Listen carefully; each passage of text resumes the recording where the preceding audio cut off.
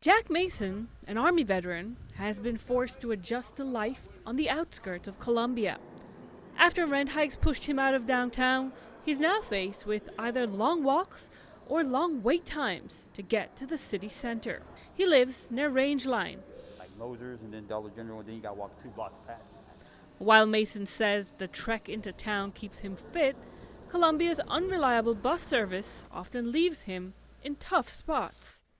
The lack of a reliable bus system forced him to walk miles just to help a family member. And it was snowing, and my brother-in-law had a flat tire, and he had the money for it, but I had the money in my apartment. One reason for Columbia Public Transit's 90-minute headways is that the system is grappling with a bus driver shortage. The mayor says it's a problem with recruitment. The biggest issue, the biggest barrier that we're having is just getting people into those positions to do it. But the union says that while the city's hiring process takes too long, city policies are hurting driver retention.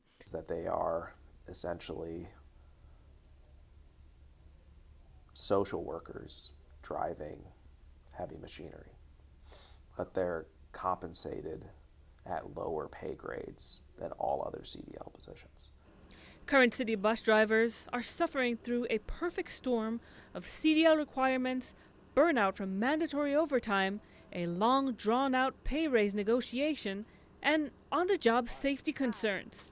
The mayor says she's working on it. I'm trying, right? Trying to help with increasing wages, trying to figure out if we can make the job safer and like adding additional adults on the bus with them so that we have more people driving. I'm hoping that will help us with recruitment. The union remains skeptical. Negotiations on wage compression and really upset a lot of the senior drivers who felt like they weren't getting a fair shake, and I tend to agree with them. Both sides do agree that bold action is needed to bring back a system that works for both drivers and riders. Over the summer, Olson Engineering issued draft recommendations that included expanding bus service hours and increasing frequency of service and adding weekend service.